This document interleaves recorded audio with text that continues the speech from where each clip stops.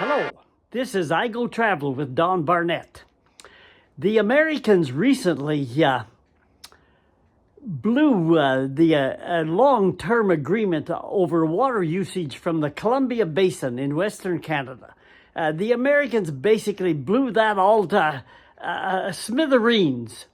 And so we have to find a new starting point in this modern world. So let's find it. A changing planet has forced us to renegotiate water use out of the Columbia Basin from Western Canada. This video portrays 8 principles for Columbia Basin water negotiations from the Canadian perspective. Here is a list of the 8 principles. I will expand on each one briefly in the video. Here are the principles for negotiation. Number 1. Let's tell the truth about the water situation in the Canadian Rockies. Number 2, let's limit the time that any agreement will be in effect. Number 3, let's apply the 1090 American precedent that the Americans have with Mexico. Number 4, let's also apply the 37% water flow rule. Number 5, let's determine the water values to the U.S. Number 6, who controls the dams? Number 7, let's identify some mega projects instead of the rafter of small community projects that seem to have dominated past agreements. And number 8, what are some essential practices to bring to the negotiation table? Number 1, we need to better project the reality to the Americans that water levels in the Columbia Basin are at declining and alarming levels. The planet has changed. The water isn't everywhere. Americans incorrectly believe there is an abundance of water in Canada. At the negotiation table, Canada needs to make a greater effort to correct this misperception. This little stream behind me used to be a raging torrent in the springtime. But like everywhere else, the Canadian Rockies everywhere are drying up. And that makes it difficult to try to negotiate something that you haven't got. Rivers have changed to streams. Lakes have changed to ponds. Great drops in water has been the trend in recent years. And we're looking at dried out dust bowls on what was huge lakes at one time. The Great Northern Water Faucet has changed to a dripping tap. Unfortunately, the Columbia Basin is no longer an endless source of water. Dams across rivers seem endless. So let's negotiate what neither country has a lot of. This leads to this second principle. We must insist upon a short-term, one-year agreements over this water with annual reviews. Now, the Americans will say that this is very cumbersome. We're continually in negotiations, but the planet has changed. Water is drying up. We cannot afford any 5 or 10 year or 60-year terms with this changing environment. And we will get into this nasty situation. Let's look at this nasty example between Mexico and the U.S. over water. And at all costs, Canada must avoid this kind of a situation. So Canada, avoid the Tex-Mex nightmare. Water flows along the Rio Grande River between Texas and Mexico in the southern part of the U.S. And sometimes the water flows from Mexico into the U.S. As the river winds back and forth on its way to the sea, sometimes the water flows from the opposite direction, from the U.S. into Mexico. Now, the U.S. and Mexico had an agreement where so much water would be supplied by Mexico in this part of the river as it flowed into the U.S. However, the planet is drying up, and Mexico could not supply that water. So the U.S. said, just cut back your own water to your own people, but you agreed to produce or supply X number of gallons into the U.S. And the U.S. even threatened to stop the flow of water from the U.S. side back into Mexico elsewhere in the river. Now, this is an ugly, nasty situation and illustrates the reason why Canada cannot afford the error of making a long-term water agreement with the U.S. or anyone else. The planet has changed. A year-by-year assessment of the water flow is critical to any agreement. Canada must insist that there be no penalty or punitive action taken based on drought or declining water sources. Number 3, let's bring the 1090 American precedent to the negotiation table. What has been established for negotiating water that flows across borders? Well, let's start the negotiations with the American precedent.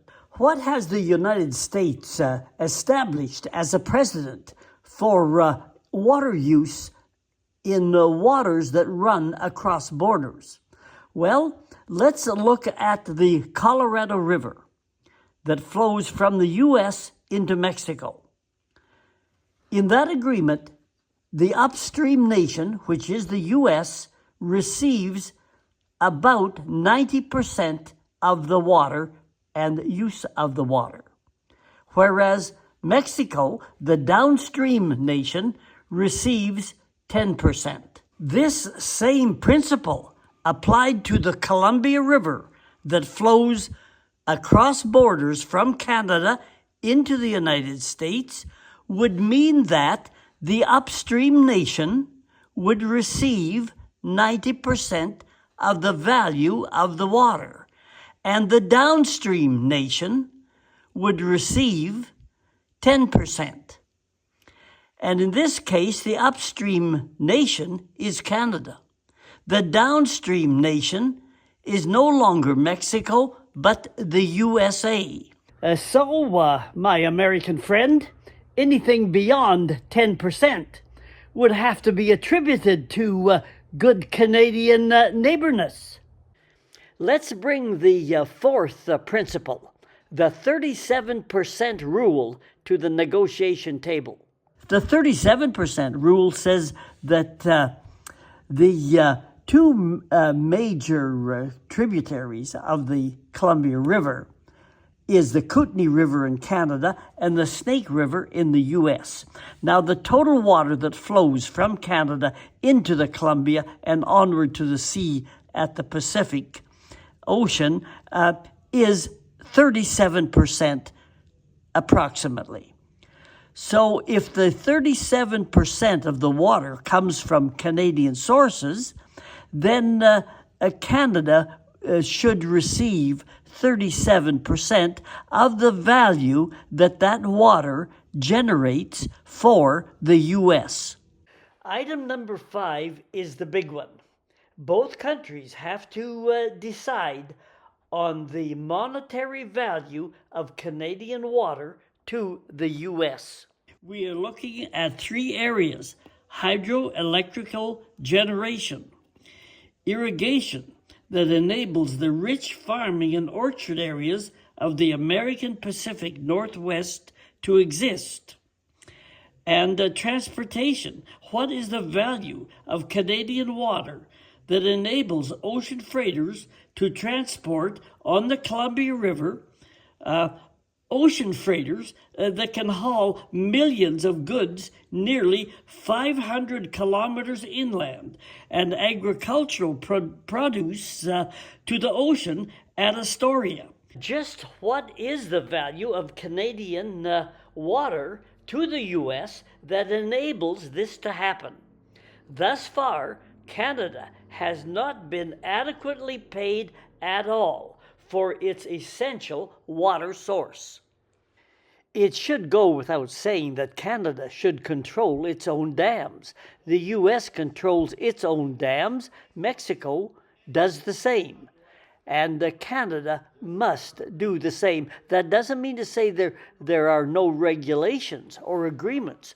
There must be regulations and agreements, but Canada is in control of its own dams.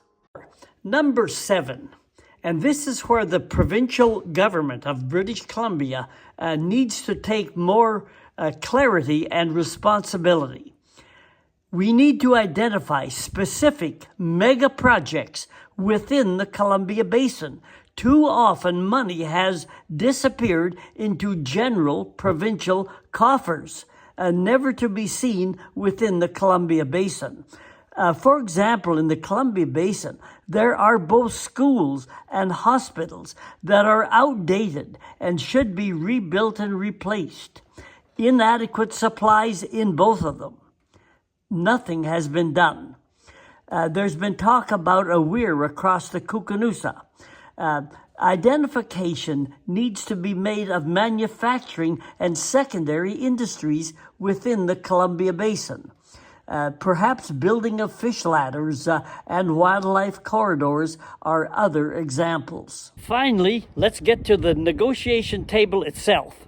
There are 3 principles important at the negotiation table itself. First, equal numbers for negotiation is critical. Never get outnumbered at the table. You can see what happened when the U.S. American President Trump recently and his gang outnumbered the single president of the Ukraine. Superior numbers chewed out and spit out the poor Ukrainian president. You must insist on equal or better than equal numbers. And if they do not exist at the negotiation table, don't even sit down. It is okay to be outnumbered by them, but never let them outnumber you. Similarly, insist on equal locations. One time in your country and the next time in theirs. Meeting more frequently in the other person's lion's den gives you a sense of inferiority, and for them a sense of superiority. Insist that this does not happen. And finally, at the negotiation table, get your priorities straight. And what should the priorities be? Well, I suggest the following. In the modern world, we are talking about priority in terms of money. And the main issues should be the value of the water flow going into the U.S. and the value of hydropower or electric power. Do not get sidetracked into the dead issue of flood control that was important at one time. But like I've said, the floods are under control. The dams are built. The reservoirs are in place. Flood control is no longer a priority issue today. Minor issues, by comparison, are important and need to be negotiated. The environment and the ecosystem and indigenous concerns. However, by comparison, the real priority has to be on the value of the water flow and the electric power. I made several videos about a year ago on the Columbia River Basin. And to find those videos and other ones I've made, just do what it says on the bottom there. Google, start with a little @ sign, @Don Barnett 5090. First, click on my name and then hit the word playlists. And the playlists are categories on YouTube.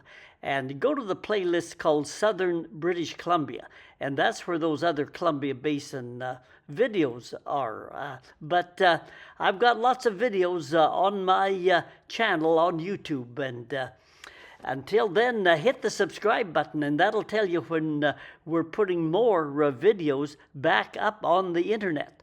Until then, we'll see you down the road.